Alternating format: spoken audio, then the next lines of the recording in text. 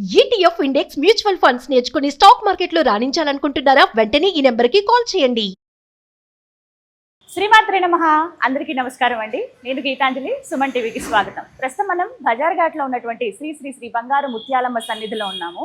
అడుగు పెట్టడమే ఒక దివ్యమైన అనుభూతి అండి.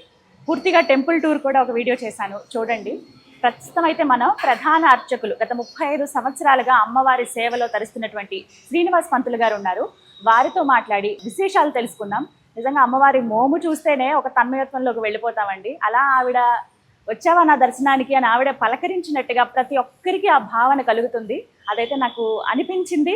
వెంటనే అది కూడా చెప్పాను. ఎంతో చక్కగా అమ్మవారిని కూడా అలంకరించారు. అయితే అమ్మవారి విశేషాలు తెలుసుకుందాం. ఎన్నో ఏళ్లుగా అమ్మవారి ఇక్కడ కొలువై ఉన్నారు. కొలిచిన వారికి కొంగు బంగారంగా అమ్మవారు వరాలు ఇస్తూ వస్తూ ఉన్నారు. మరి ఆ విశేషాలన్నీ తెలుసుకుందామా? గురుగారు నమస్కారం అండి. శ్రీమాత్రే నమః. శ్రీమాత్రే నమః. చాలా సంతోషం. అంటే ఎప్పుడైనా సరే ఏ దేవాలయ దర్శించాలన్నా, అమ్మవారి దీవెనలు పొందాలన్నా అది పూర్వజన్మ సుకృతంగా చెబుతూ ఉంటారు. అందులో ఆ అదృష్టం ఉందనే భావిస్తున్నానండి. చాలా సంతోషం అనిపించింది అమ్మని చూడగానే. కానీ మీ విషయం విన్నప్పుడు 35 ఏళ్లుగా అమ్మవారి సేవలో తరిస్తున్నారని విన్నాము. మరి ఆ విశేషాలు తెలియజేస్తారా? అలాగే అమ్మవారి వైశిష్ట్యం.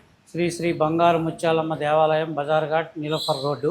గత 300 సంవత్సరాలుగా ఈ అమ్మవారు కొలువై ఉన్నారు. ఇది గుడి అంతా కూడా న్యూ కన్స్ట్రక్షన్ అయింది.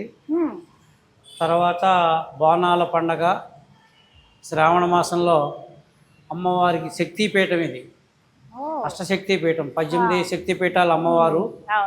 గాజులు అలంకారంతో పూజ, పుష్పార్చన పూజ, తులసార్చన పూజ ఇవన్నీ జరుగుతాయి శ్రావణ మాసం.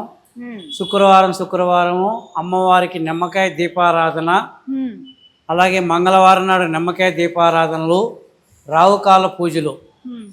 ఎప్పుడుగా ఉండే చాలా బాధలు పడుతూ దీర్ఘ రోగాలతో ఉండే వాళ్ళకు కూడా శుక్రవారం నాడు కనుక 10:30 నుంచి 12 లోపు రావుకాల దీపారాధన 5 నిమ్మకాయలతో పూజ చేసి బెల్లం మొక్క పెట్టి అమ్మవారికి పూర్ణదండాలు 5 పెడితే అనుకున్న పని అవుతుంది. 41 రోజు 40 ప్రదక్షిణాలు చేస్తే ఒక్కటే ఒక్క మొక్కు మొక్కుకోవాలి. ఈ మొక్కు నువ్వు చెయ్యాలి, తీరవాల్సిందే అని అంటే అమ్మ ముందు ఉండి నడిపిస్తుంది. అమ్మ చాలా శక్తి పవర్ అయినది. అలాగ మంగళవారం, శుక్రవారం, ఆదివారం బాగుంటుంది. దసరాలో 9 రోజులు కూడా హోమాలు, విశేషమైన అలంకారాలు, శ్రీచక్రం మీద కుంకుమార్చన, అభిషేకము. అమ్మవారికి శుక్రవారం, మంగళవారం అభిషేకం జరుగుతుంది. అన్నప్రసాద కార్యక్రమం కూడా వినాయక చవితిలో కూడా అత్యధిక సంఖ్యలో బాగా జనం వస్తారు. చాలా బాగా జరుగుతాయి. అమ్మవారికి పూజలన్నీ కూడా విశేషంగా అందుతున్నాయి. ఆవిడ మోము చూస్తేనే అర్థం అవుతుంది ఆవిడ ఎంత ఆనందంగా. ఆ తల్లి దయ వల్ల అందరూ బాగుంటున్నారు. సంతానం లేకపోయినా, పెళ్లి కాకపోయినా, ఆరోగ్యం బాగోకపోయినా, అమెరికా వెళ్ళాలన్నా ఈవిడికి శుక్రవారం, మంగళవారం నాడు దీపారాధనలు పెట్టుకుని రోజు 41 ప్రదక్షిణలు 40 రోజులు చేస్తే తప్పనిసరిగా 100కి 100% పని జరుగుతుంది. ఒక్కటే ఒక్క మొక్కు మొక్కుకోవాలి. ఒక కొబ్బరికాయ, ఒకటే మొక్కు. గురుగారు, అమ్మవారు ఒకసారి వర్ణిస్తారా? ఎలా ఉంటారు అమ్మ రూపం? అమ్మ రూపం అని అంటే చిన్నపిల్ల రూపంలో ఉంటుందండి. బాలా త్రిపుర సుందరి రూపంలో ఉంటుంది అమ్మవారు. ఒక్కోసారి చూస్తే కంచి కామాక్షమ్మ రూపంలో కనపడుతుంది మీకు. అమ్మవారు శ్రీ మహాలక్ష్మి అవతారంలో కనపడుతుంది శుక్రవారం నాడు. మంగళవారం మంగళగౌరిలాగా కనపడుతుంది. 9 అవతారాలు ఈ ఊళ్ళోనే ఉన్నాయి.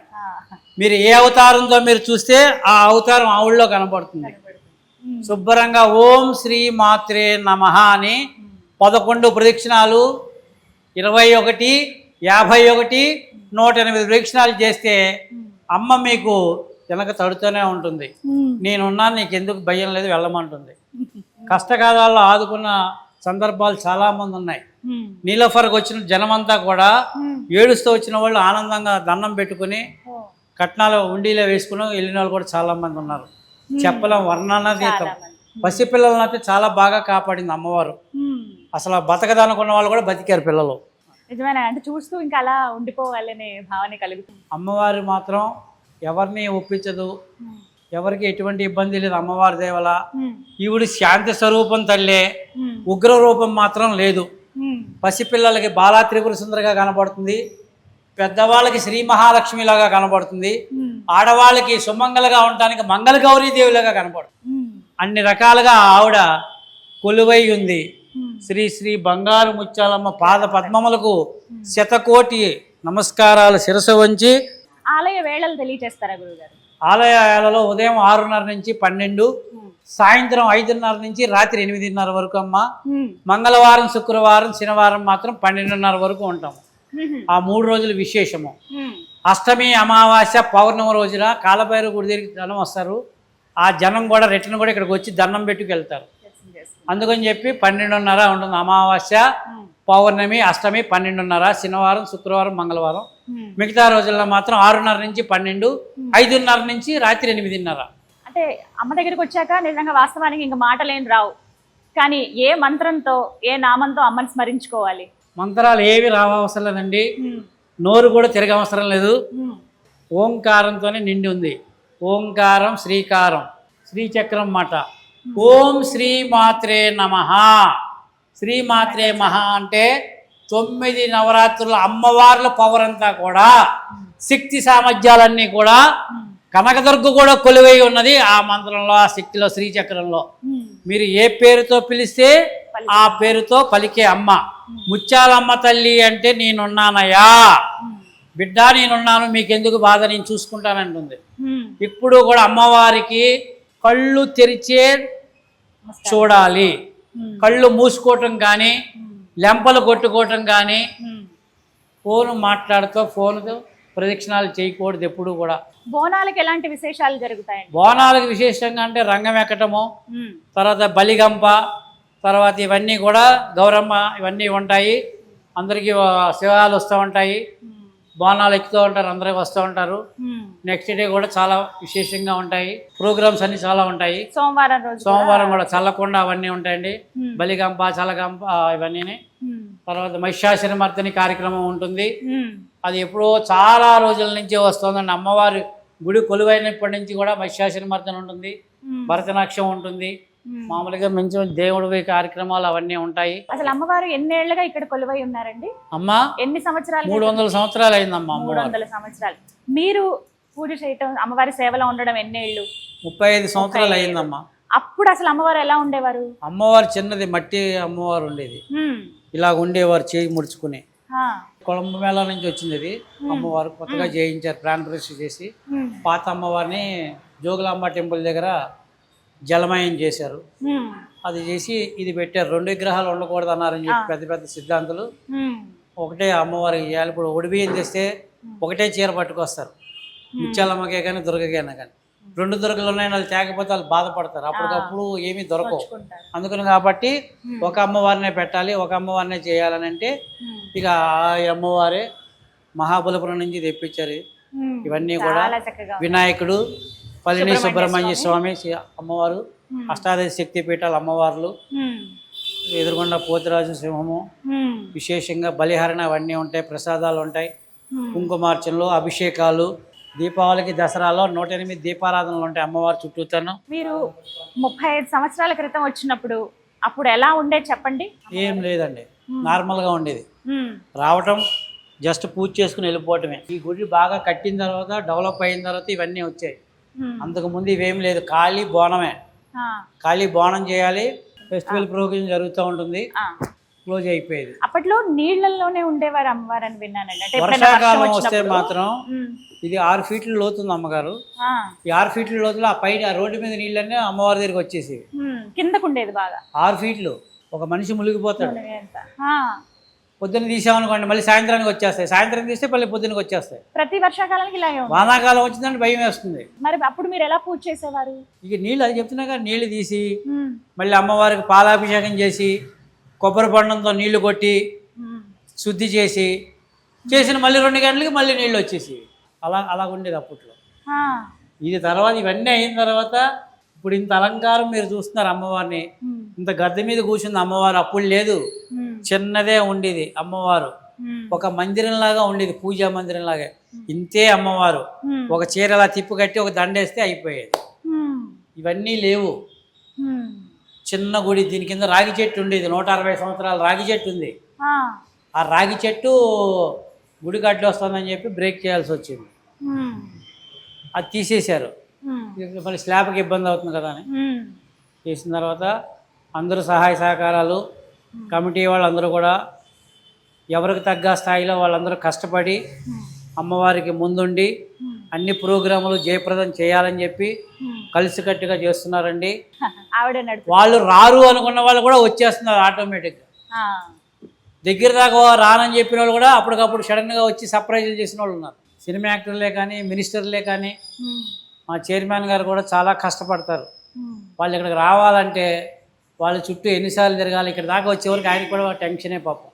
వస్తారో రారో పరుగు పోతుందేమో అని అంటే వాళ్ళు వచ్చిన తర్వాత ఆయనకి స్థిమితంగా సంతోషంగా ఉంటారు. అంత ఆవేదనతో ఉంటారన్నమాట, ఉపవాసంతో ఉండి. నేను కూడా ఏం తీసుకున్నాం ఆహారం. అవునండి. నవరాత్రుల్లో ఏం తిన్నాం, మంగళవారం శుక్రవారం తిన్నాం. నాకు నియమాలు ఉన్నాయి, నాకు ఎటువంటి ప్రాబ్లం లేదు. అమ్మవారి దేవల తినటానికి తిండి ఉంది, ఉండటానికి అన్నీ ఉన్నాయి. అది నేను పేషెంట్ అయినా నాకేం బాధ లేదు. బోనాల్లో మంచినీళ్ళు తాగుంటా, టీ తాగి ఏం తీసుకోను, అంతా ఆవిడే చూసుకుంటారు. అమ్మవారికి అసలు ఎటువంటి నైవేద్యాలు సమర్పిస్తారండి? అమ్మా నైవేద్యాలు అంటే పొంగళ్ళు, పులిహార, దద్దోజనం ఇవన్నీ కూడా అమ్మవారికి ఎక్కితే. స్వీట్ బూందీ, బెల్లం జిలేబీ. అమ్మవారికి బెల్లం జిలేబీ అంటే బాగా ఇష్టం. బెల్లం ప్రియురాలు ఆవిడ. అమ్మవారు బెల్ల ప్రియురాలు. కొబ్బరి, బెల్లము, శనగలు ఇవి ఎక్కుతాయి నైవేద్యం కింద. ఏటను బదులు గుమ్మడికాయ కొట్టాలి యాక్చువల్గా. కాకపోతే ఇక్కడ ఆచారం ఉంది కాబట్టి వాళ్ళు ఒక ఏటను అక్కడ కోసుకుని అటు వెళ్ళిపోతారు పట్టుకెళ్ళి. మీ 35 ఏళ్ల అనుభవంలో ఈ అమ్మవారి సేవలో తరిస్తూ వస్తూ ఉన్నారు కదా, మీకు కలిగిన ఒక దివ్యమైన అనుభూతి, అనుభవం ఏదైనా మాతో పంచుకుంటారా? అంటే నమ్మశక్యం కానివి చాలా జరుగుతూ ఉంటాయి. అవునండి. అయితే నాకు 35 ఏళ్లలో అమ్మవారే నన్ను కాపాడుకుంటూ వస్తుంది. యథార్థంగా చెప్పాలంటే ఈరోజు నేను ఇక్కడ ఉండి మీతో మాట్లాడుతున్నానంటే నేను మాట్లాడింది ఏదీ లేదు, నా నోటంటే వచ్చేది. లోపల నుంచి అమ్మ నాకు మెసేజ్ వస్తున్నాను.